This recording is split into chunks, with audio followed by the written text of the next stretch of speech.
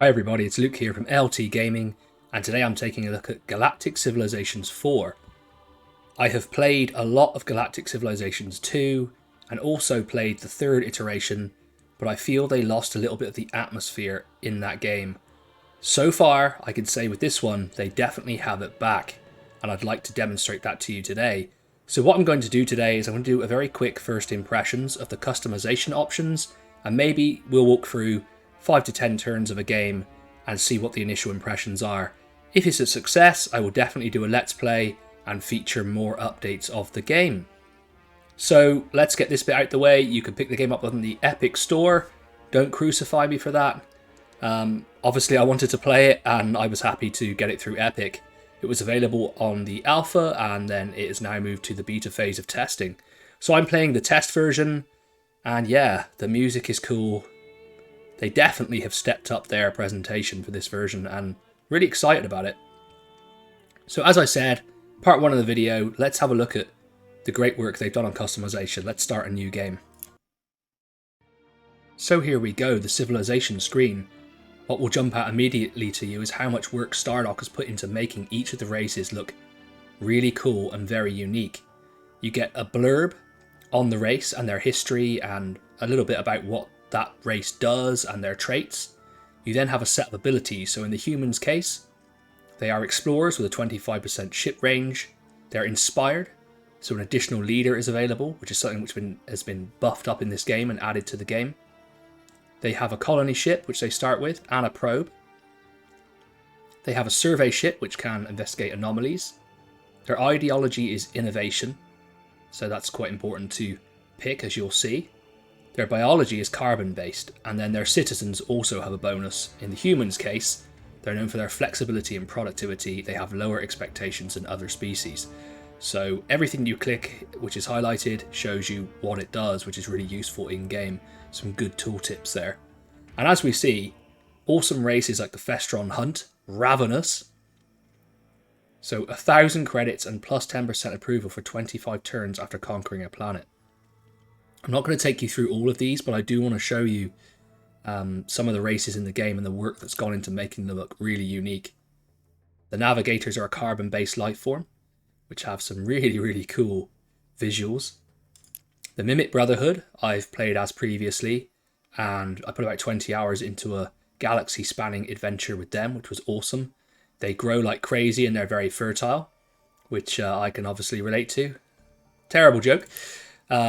The Lazoxi, they look like a pirate race. I don't know much about them as hasn't played as them, but they look pretty cool. The Arcean Republic. Now you may have different ways of saying this. I'm not always great with the names in these games, but I will make it up as I go along. The Drengan Empire, who have been the bad guys from the other games in the series, they are slavers. So they can enslave their own citizens. So each race has these abilities, ideology, and their biology. So we'll take a quick look through. Alterian Republic. The Your Singularity being a synthetic race. The Taurians, brilliant aquatic race to play with, a lot of fun to play with them. My new adventure I'm playing with the Manti cluster, who are an aquatic race and super cool to play as. Paranoid. So they get free drones to defend their planet's shipyards and starbases. And they have access to molecular fabrication technologies. Brilliant. The Kryn Syndicate. The Iconian Refuge. The Draft 3-hold. The corporate sector, guy with like 4 eyes. So you can literally call him 4 eyes. The Onyx Hive, silicon-based life form. That's cool. And the Baratek Grove. I mean, look at these dudes. They are looking cool. Intuitive. Starts with access to xenoanthropology technologies and a free culture trait. They're very sensitive to pollution. You can see being a tree or sentient tree-like creature, as they're described here. And then added also in the recent update, the Terran Resistance, which is another faction of the human race. You will eventually be able to play as a random civilization and a custom civilization. So I think we can agree they've done a great job with the artwork and the races look awesome. So for the sake of this one, let's pick the Manti cluster, We are paranoid. We are warriors. We start with a colony and survey ship. Our ideology is harmony. And we're an aquatic species. So we really love aquatic worlds, which means they receive a large approval bonus when they are on them and a slight penalty when they aren't on them. Let's have a look at the rest of the customization now we have picked. No, I won't. So here we go, Manti cluster. You get more of a history when you go in. You get a look at their homeworld, and you can literally rename all of this. You can change their type of homeworld if you really, really want to. So, I mean, look what we have here. Toxic, radioactive, a Durantium cloud, precursor accelerator, a desert. So you can literally customize this game to your heart's content. Babel Glee is the leader, but you can change it to whatever you want it to be. And then you can change all of their traits and their ship colors. A huge amount of customization. I was really blown away with this, and I think they're onto a really great track. Some of the races you'll be able to create and the leaders and civilizations I think will make for a lot of emergent gameplay. So here you can actually edit the backgrounds of races and add in your own customizable ones, I believe. So yeah, awesome. Really, really cool. Background. So I think the customization element of this game is going to be amazing. Let's just go with the standard for the game. We're going to customize our galaxy. They changed this screen from the alpha that I was playing, and honestly, they've really moved this up a level. You've got your difficulty rating, your civilization proximity. So in this game, there's sectors. It's not like GalCiv IV. You have different sectors of space that you can move to and conquer, which is a really important factor to feature into the game, and I really enjoy it. Game pacing, research rate, you can change all of that.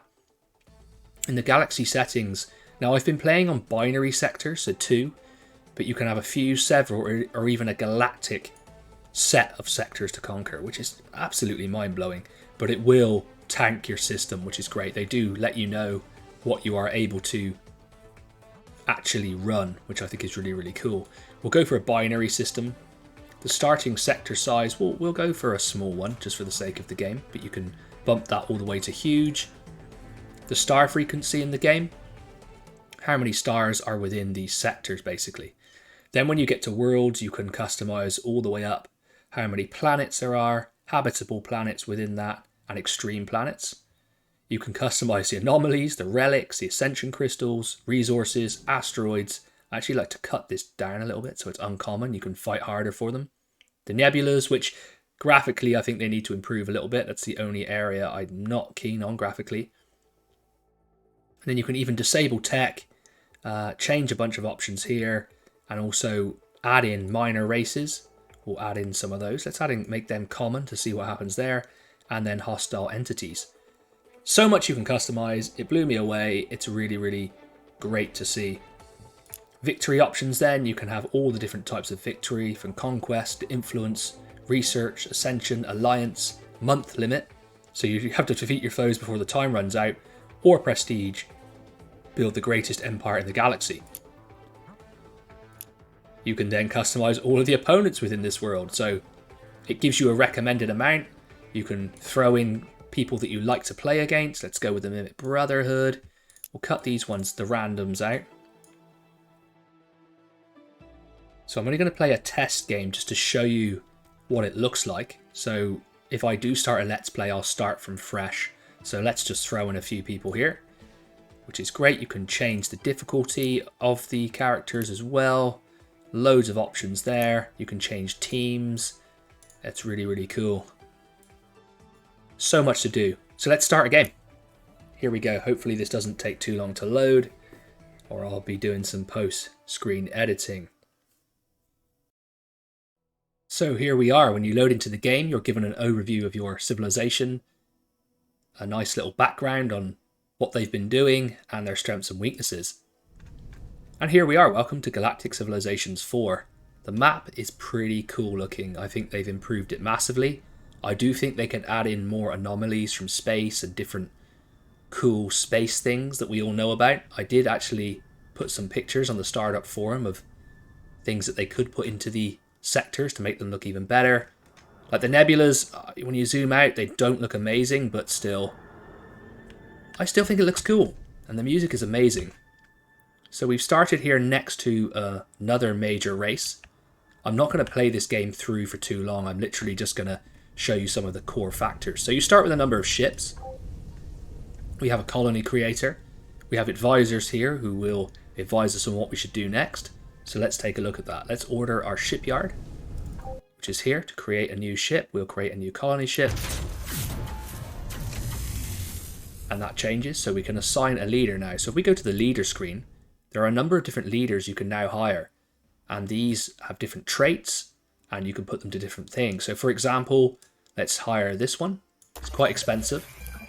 He has a very high science output, so I can make him a Minister of Technology. We'll do that.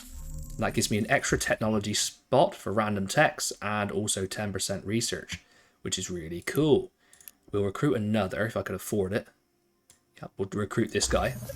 And what you can also do is then put them into ships. So we have different specialty ships for our race. Here we have a survey ship, different types of attack and defense ships. So we'll throw him into the Victory. And that will now actually appear on the map as a ship, which is really cool. So we'll send the Victory to the border of the whoever this crowd is. And you can zoom right in, you can rotate, you can have a look at all of the ship models, which is great. You look at your planets, your awesome star. Looks really, really cool. And then you can zoom all the way out and you can look at your sector. So because I'm playing a binary system, this will have 2 sectors. So you can become master of your own domain, but then you have to get to the other sector as well. I'm not going to play too many turns today because this isn't going to be a let's play. I just want to show you some of the core functionality. We'll send that probe in here. Why not? Now there's nowhere great to colonize off the bat that we can see. So we'll probably just colonize. I'll show you what that looks like. Just for the sake of it, I'll colonize this one here. You get some cool videos with the game, which do add to the immersion, but there's no sound in it, I don't think, at the moment. Oh, there is. Cool. So now this colony, instead of ruling itself and being able to make any improvements, will send its resources back to the main planet. Now there will be a decay. You can see there that's minus 2%. What I can do, however, later on is I can assign a governor to planets, which will be this Chris Dowd. I can't afford him at the moment, but you can assign a governor and then you can run the planet. So in essence, you can have a whole empire of planets that send everything back to your homeland and play tall, or you can play wide by having a number of governors managing lots of different worlds, but those worlds won't send their resources back then, and they will become areas of space where planets dominate. I think it's a really, really interesting change to the game, and it allows you to also play tall, but also play wide if you want to, and I think they've done a really good job in making that work. Another area we can look at is policies. As you research new technology, you'll get policies, defensive measures here. You can have the hit points of your ships increase, but it will have a trade-off of minusing 25% your ship range. Heart of the Empire, which is a win-win. And a gross income plus pollution. So this one says it will only be applied to my homeworld. So we'll go for that, Heart of the Empire. And I'll show you how anomalies work in this. They've changed it slightly. This is our survey ship. So when I go to an anomaly now, it will take 3 months or 3 turns to actually scan. It's not instant anymore. Some of these will also be defended. Though in this one, I don't think there's too many of those immediately. Cool. There's lots of tooltips in the game. Explain how things work, so you can't go too far wrong, and your advisors are actually pretty useful. So for some reason, I've already done that, but it hasn't gone away, but we won't hold it against them. We also had executive orders you can issue. I'll go through that on the next turn. But let's take a look at research. So we had our policy guy who came in and he gave us an extra research spot. They've changed research now. So in the beginning, you are given 5 or 4, but now I have 5 because of my policy guy, random research topics to pick from. You pick one of them to research, so let's go for armed shuttles. It will be removed and another one will be added next turn.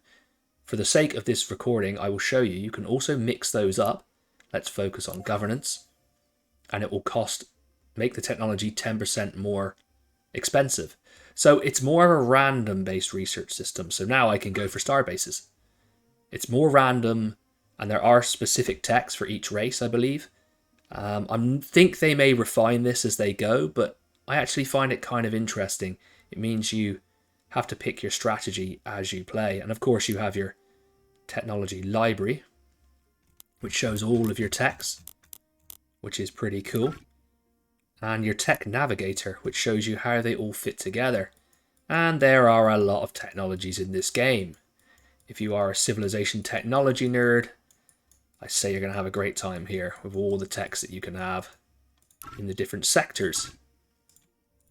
It shows you how they all link together, which is really cool. So technology has had a revamp. I think they may refine it. That's what I've heard in some interviews from Stardock. But I think it works quite well. So now we can go into our colony and we can take a look at how this works. You have citizens that increase in growth, and they all have different traits and backgrounds, and they can be moved to different colonies, which is pretty cool. You have your governor, Babel Glee, who's obviously a legend, and you have all of your different tiles where you can increase food production, which keeps your planets growing, make money, manufacturing. What I would tend to do here is probably go for a manufacturing improvement straight out the starting off. So we'll go for a manufacturing district. And then it reminds you to move all of your spacecraft, which is always useful. So let's end the turn. Okay, we've met these guys. We have an incoming message, but because we don't have Universal Translator, we can't speak to them. So we'll just say, huh?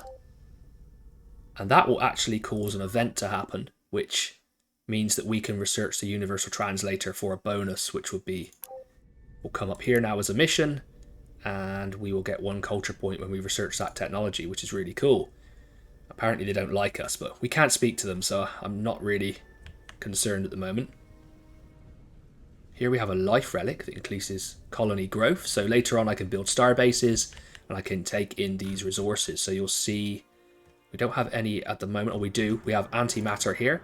I can build a star base, and that becomes a very strategically important position. And there we go. So we already have done that, so I don't know why that hasn't registered. That might be a bug.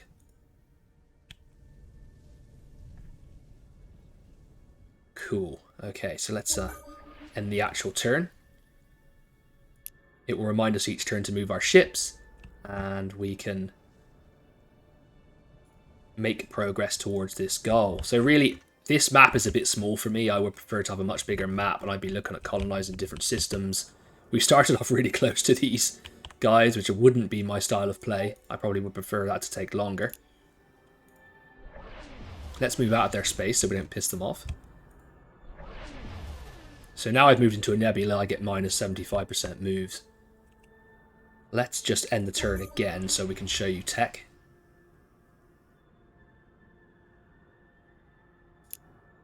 Asking me to complete a move, we'll do that.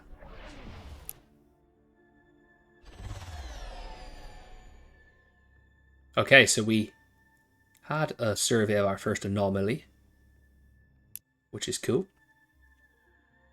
We've researched asteroid mining, and now you will choose a new tech.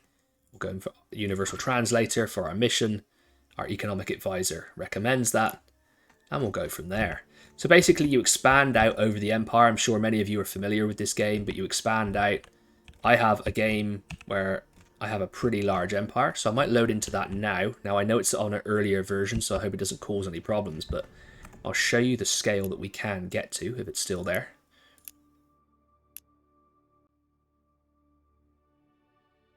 Game can take a little while to load because obviously it's loading some pretty big empires at this stage.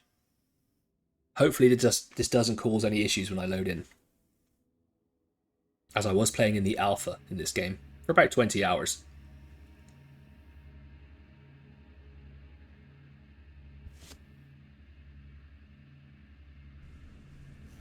Here we go. So as you can see in this one, I have a bit of a bigger empire. And the influence of my empire is spread out. I think up here I have a space station that causes quite a bit of influence. As you can see, this is just one sector. When you zoom out, there are 2 sectors within the game. So this sector is actually smaller.